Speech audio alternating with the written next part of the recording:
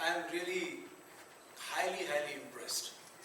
And now, I was going to thank you people for having me here. But then, let me tell you, I really feel that I would have missed something if I would not kind of listened to your presentation. Ladies and gentlemen, this is the land of experimentation. This is the land of seekers, so to speak. Okay? Our entire journey of this culture has been through evolution only, through debate, through discussion, and not feeling bad. Well, at times, yes, there are instances where people felt bad, but finally they sort of, gained the wider perspective, became wiser, and moved on. That is the beauty, that is the power of our culture, so to speak. Has been very inclusive, very accommodative, and that is why we survived so long and we thrived so long. We have been thriving.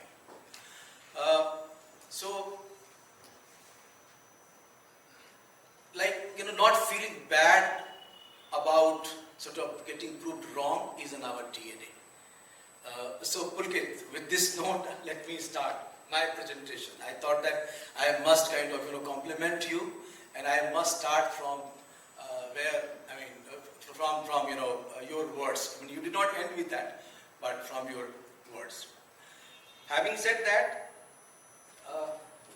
my personal journey has been a journey of a meandering river, so to speak. I kept on experimenting, or let me tell you that life kept happening to me, if I put it in this way. I'm basically by education a metallurgical engineer, started my career as an operation person. Some 33 years ago, I sort of, got job in operations. So I have, handled blast furnace operations, arc furnace operations, air furnace operations. And then I got opportunity to work in the areas of TQM, change management. And I must tell you that, whenever I hear the word AI,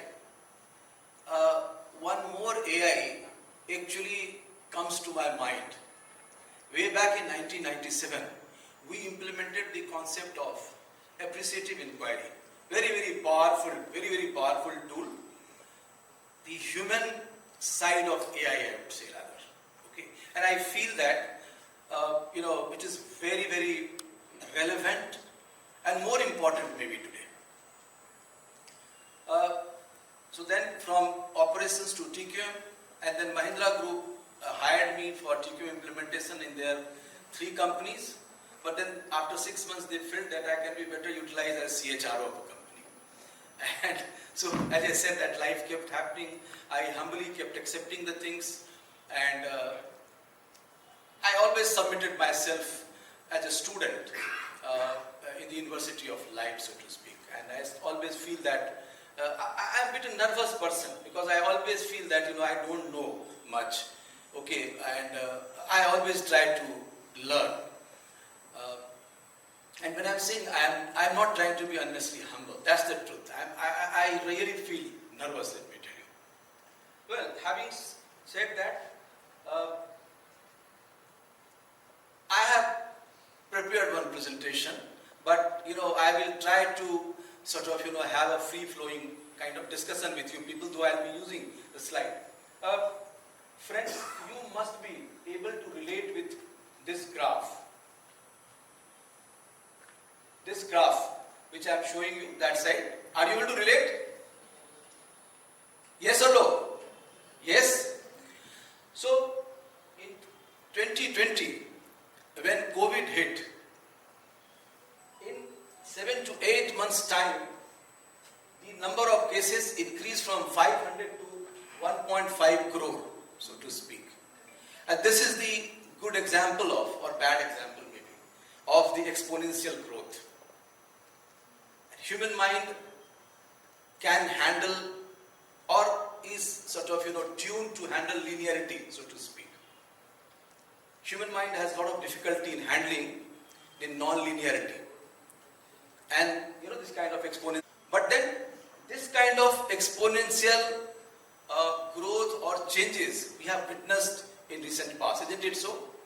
Like in case of Instagram. Instagram achieved 100 million active users in 2.5 years' time. That was that time exponential growth. Then TikTok achieved the same 100 million in 9 months' time. And ChatGPT in 2 months' time. So that is exponential growth. And we are living in that kind of world where technology is driving the growth, the disruption, so to speak. And we human beings at times get shocked, find ourselves unprepared. What happened? Okay, so now the question is that how to handle this kind of situation, so to speak. So the subject in that sense is quite appropriate. How HR should move just from as a mere function to enabler of helping company to achieve the strategic objective, so to speak. Some of the things, some of the phrases I picked up, which are very relevant, very apt for today's time. S-curve. Have you come across S-curve? S-curve is about, we are saying here, the hockey stick. But everything, like ChatGPT, even ChatGPT, I came to know that has reaches and started plateauing now. So everything reaches its peak and then start plateauing. So in today's this kind of environment where life has become, so to speak, a very complex equation, and there are multiple variables. Technology is one variable. There are geopolitical issues. I mean, today Russia and Ukraine war is going on. Iran and Israel war is going on, and you do not know what else will or may happen. God forbid me. Demography is another variable, so to speak.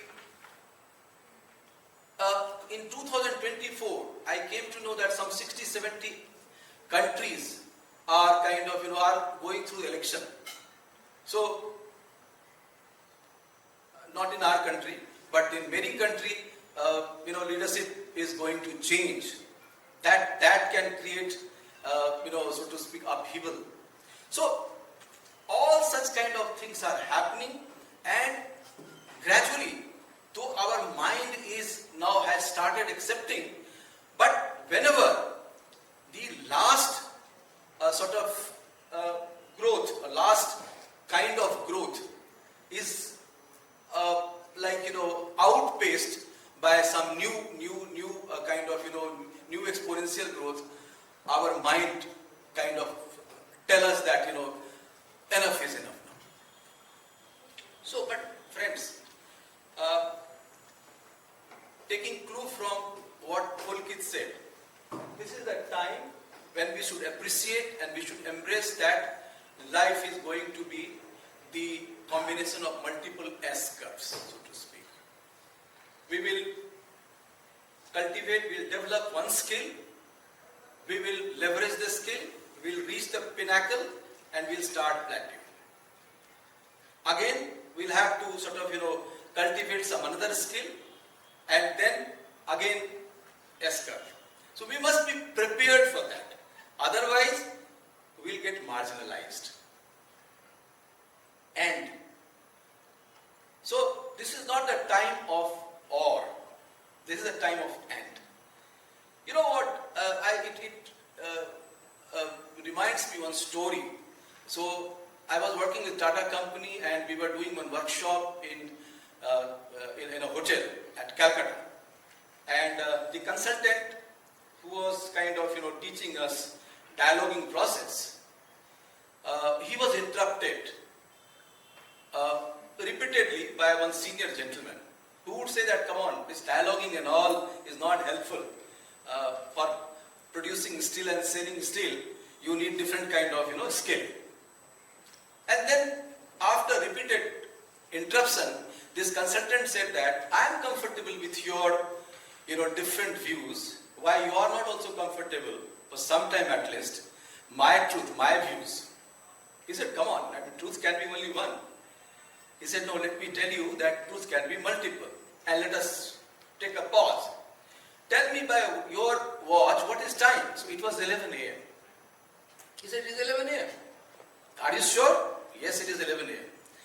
Then the consultant said that, guess my daughter is in New York. If I ask her that what is time, what will be her answer? Both these truths are coexisting on this earth. But because of our limited access to the other part of the truth, we think that our truth is the only truth. This is the my way or highway, as they say.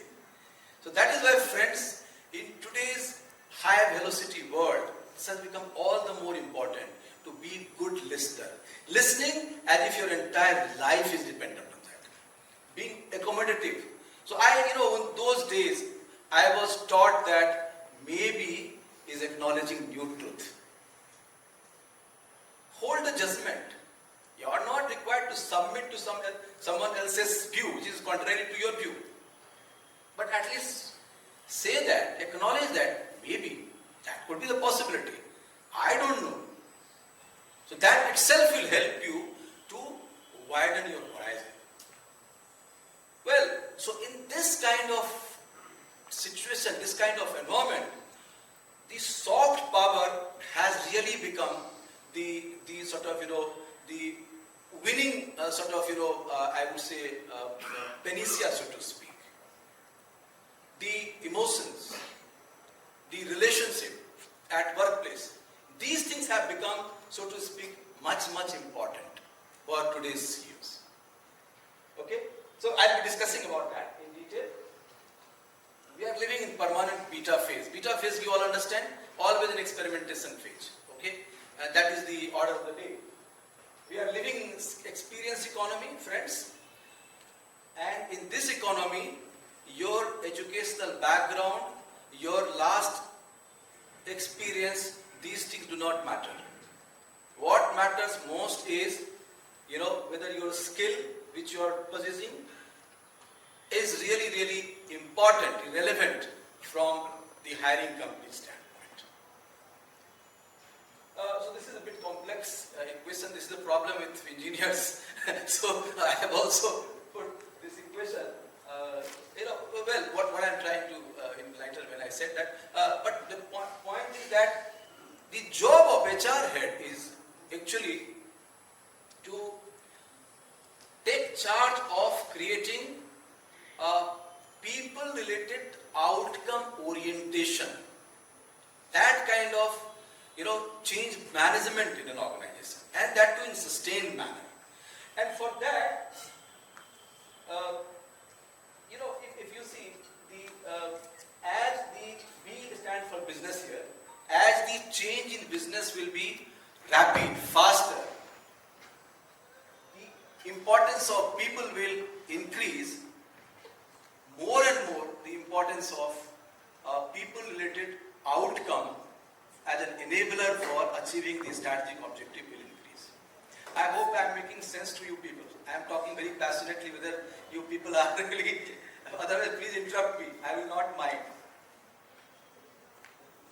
This is McKinsey's latest report.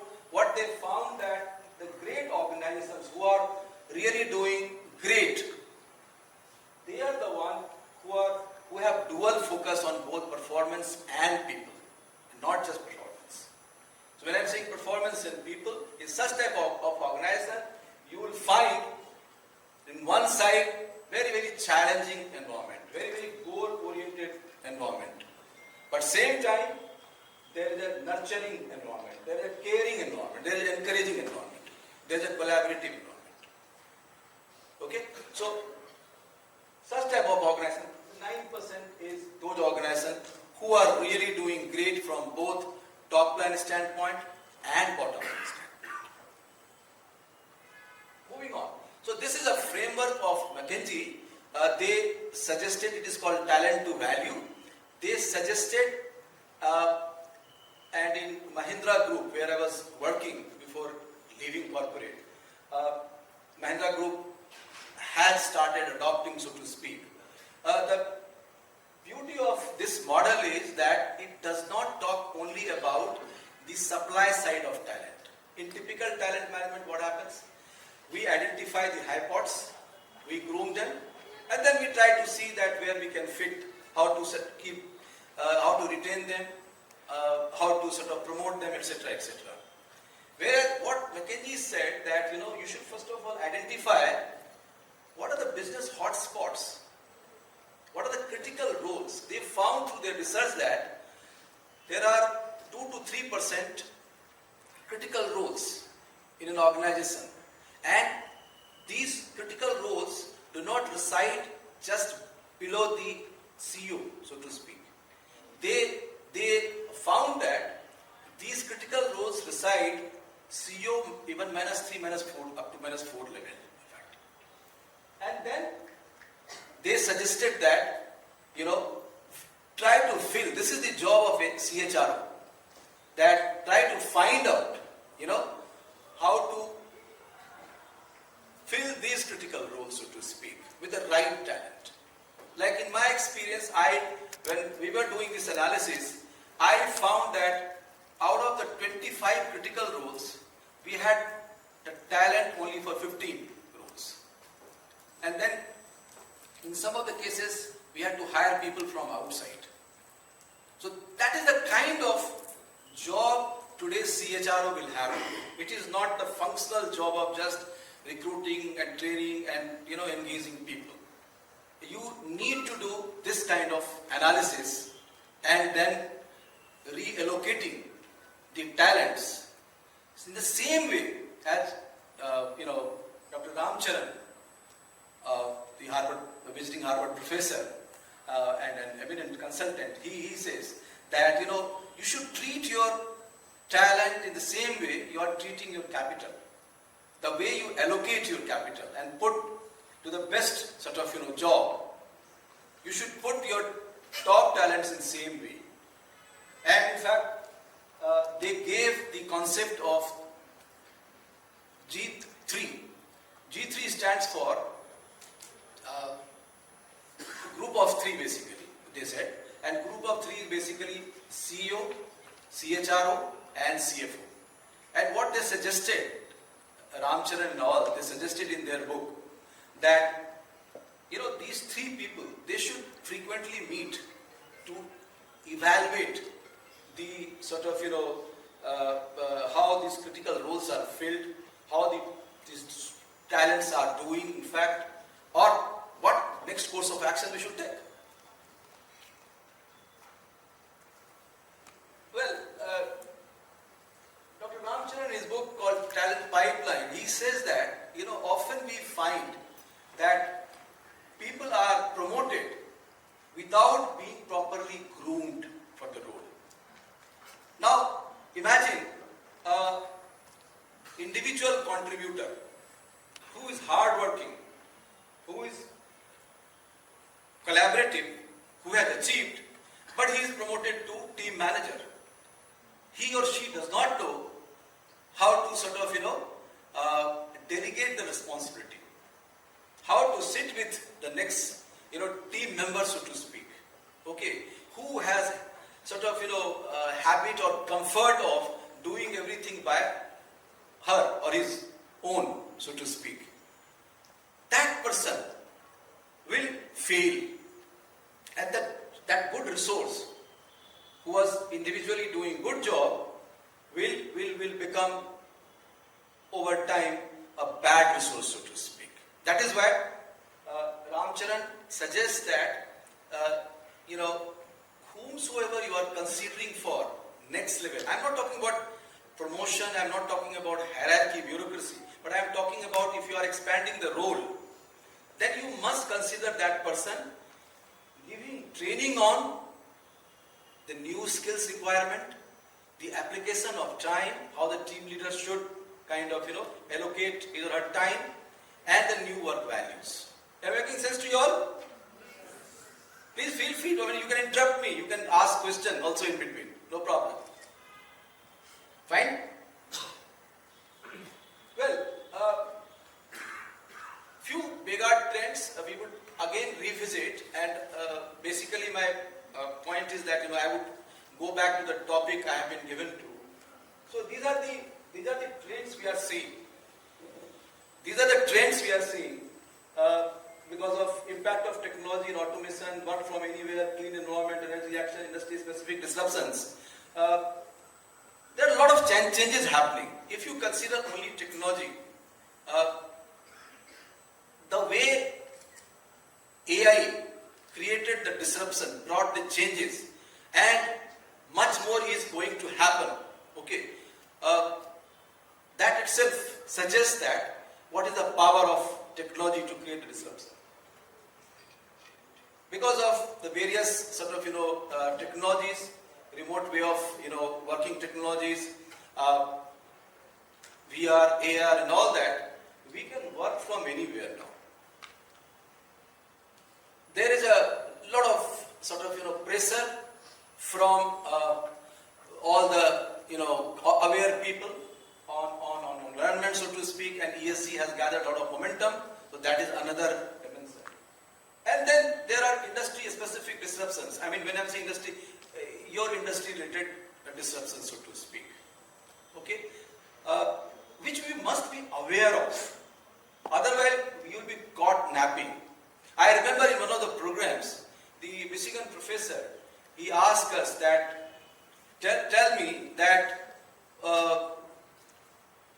who could be the disruptor for you people, so to speak, or your supplier, so to speak.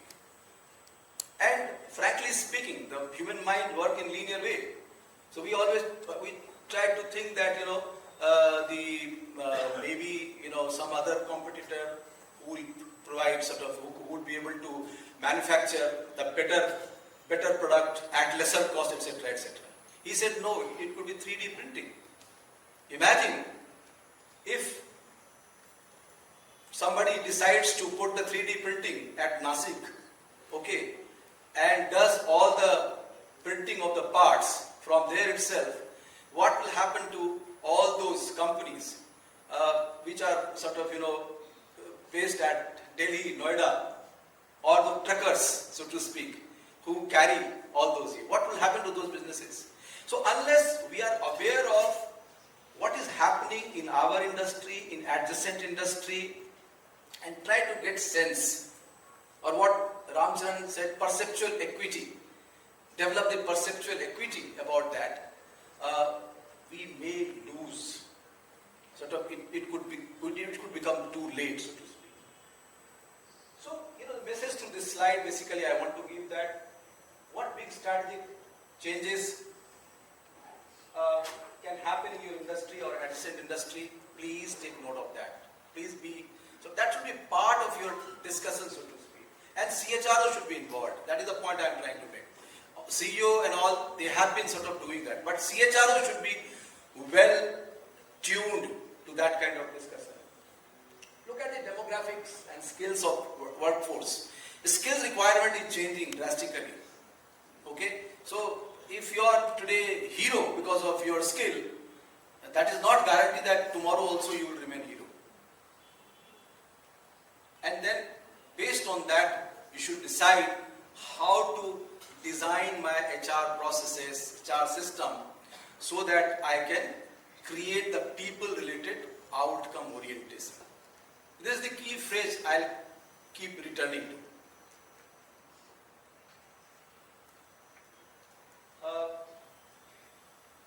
These are the three sources of value, so to speak: talent, culture, and reputation. And that too, in today's time, reputation has become very, very important.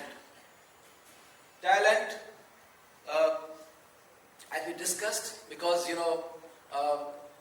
the way we have been allocating and using the capital, we need to allocate and use talent in the same manner. And the cultural aspect, what behavior consistently you would expect your people to display. So start by articulating important must-win battles. What are those must-win?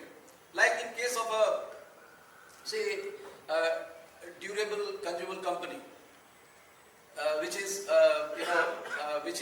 got good brand name, which is kind of well reputed for its quality.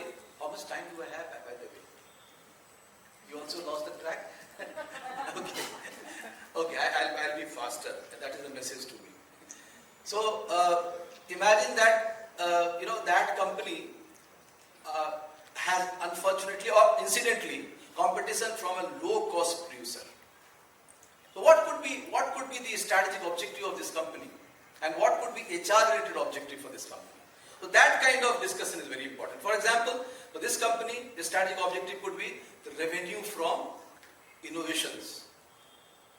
It could be, say, level of service quality, so to speak. And the HR-related objective could be then, whether your organization structure is supporting innovation or not. You are talking about innovation everywhere, but you are highly bureaucratic organization. You are not allowing people to sort of, come up with the ideas. You are not allowing people to experiment and at times fail. I remember one of the values that Tata company had. We used to say that we are people, not alligators or rabbit. So in the room, everybody has equal right, and the leader's job is to encourage everybody to open mouth, not like alligator, but also you should not shut your mouth like rabbit. You should talk. You should give your ideas. Don't think about any value sort of judgment. Okay, who knows that your idea could be the most valuable idea for the organization. So this is an important exercise every CHRO must do. Well, this is a though a PG slide, but I would say very important slide, heart of my presentation, so to speak. So if you look at that, what has happened in the history of strategic management, you will realize that in 1980, Michael Porter came with the idea of sort of the analysis of industry players, etc., etc. And after that, the game theory came up. After that, the resource-based value, that came up. And Dr. C.K. Prahalad, late C.K. Prahalad, he wrote a book, Competing for the Future, where he discussed about core competence as the sort of, dynamic capabilities. And he gave example like Honda engine. And he said that, if you have developed capability to develop engine, you can use that engine in any product, so to speak. Okay? But in internet era, so to speak, the idea of network effect came up. People like Sangeet Paul Chaudhary. Anybody has got chance to interact with Sangeet Paul Chaudhary? Sangeet Paul Chaudhary is based at Singapore. He's a very knowledgeable person and consultant in the area of platformization of business, so to speak. And we hired his service, and so network effect. But friends, the fact is that in all these ideas, people are just resource. Of late, a lot of work has happened in the area of positive psychology and growth mindset and neuroscience, so to speak. So, the proponent of positive psychology, they say that instead of focusing on the weaknesses of people, focus on their strength, their values. Like, again, I'm going back to Pulkit's present. Pulkit talked about value. He said that don't focus on belief. Beliefs are like, tissue paper, which you pick up during your journey. Beliefs, you pick up those beliefs because that helped you to survive. But what are the values? And then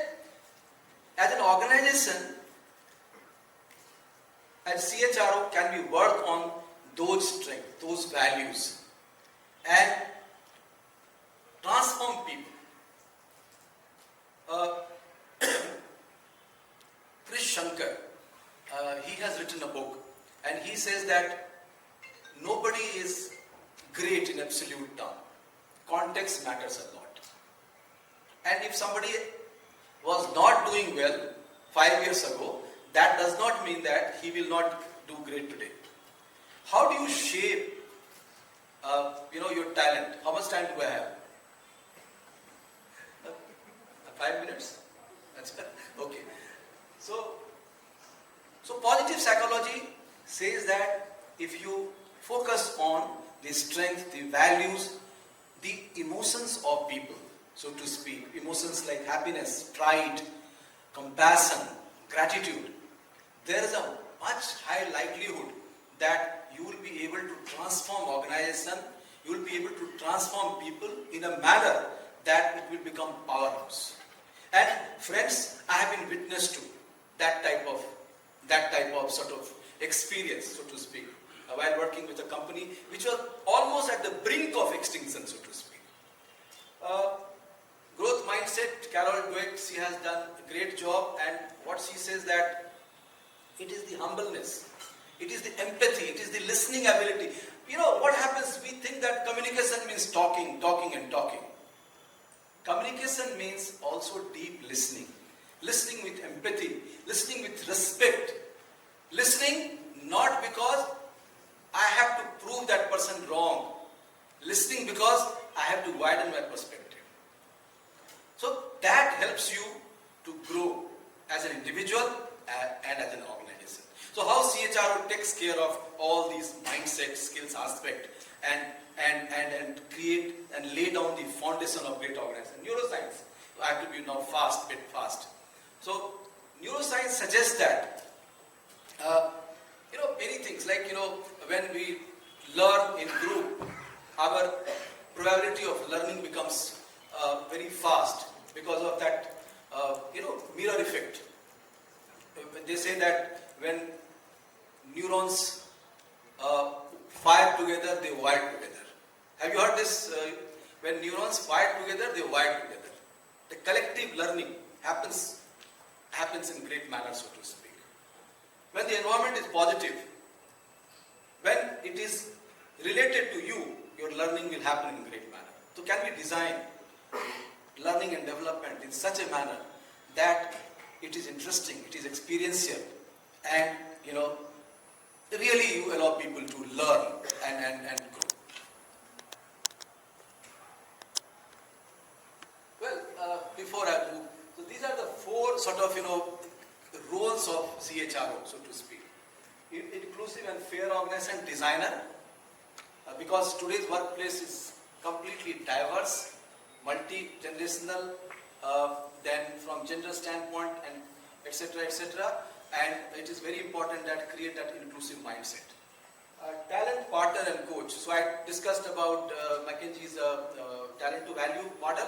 So such kind of ideas, how CHRO can go. Like I remember that we had a problem of we had all maintenance managers, so to speak, who were like in a status quo mode. So then I went to see my CEO and said that look, you are looking for growth. You are looking for creating a very aggressive, agile kind of environment. So we don't have that kind of scale orientation. We don't have digital mindset, so to speak. So let us try to create that. And then we started there. And culture and emotion architect. Because we are going through the roller coaster of up and down. Today you are hero, tomorrow you become zero. Today your skill is very highly respected. Tomorrow, your skill is completely irrelevant. So how to handle such kind of emotions and how to help people to become their best person, and if not in this organization, how they can sort of go and grow in some other organization. Well, I am skipping this slide because this is related to cost, very favorite topic to all the CHROs, and so I am skipping this one. This right execution. Again, this slide I would not spend much time. Yes, driving right behaviors for success. This is very important, that what is a behavior? How do you define behavior? Behavior are actions actually. Actions which lead to result, which lead to outcome, isn't it? So what are those desired outcome you as an organization looking for? So CHRO has a great job, very religious job I would say, to find out from strategy standpoint, which are those behaviors which this company must inculcate and must demonstrate in consistent manner, okay, and develop, those behaviors, and does not should be part of the poster, so to speak. It should be part of the DNA of the organization. Finally, this is the last slide. Succession planning. The right talent has right skill, behavior, experience and mindset, and should have strength of internal and external network. Then only you are the right talent.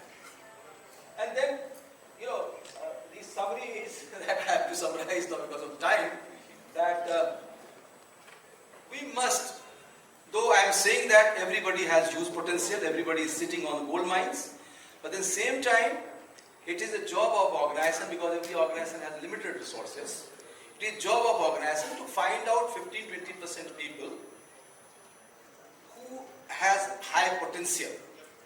When I am saying high potential, who are promising, who could be the future leader, who are displaying their behavior aligned with the desired or expected behavior of organization, so to speak, and put them onto the sort of the fast track, so to speak. So when I am saying fast track, I don't mean growth, only promotion.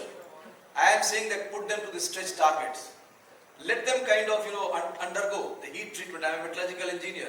The heat treatment, annealing process, and let them display that what they are made up of. Okay, if they are not the true talent, then they'll get sidelined. Okay, so this is important exercise. Every organization must focus on. Every CHRO must focus on, not just focusing on today's talent, but also the future's talent.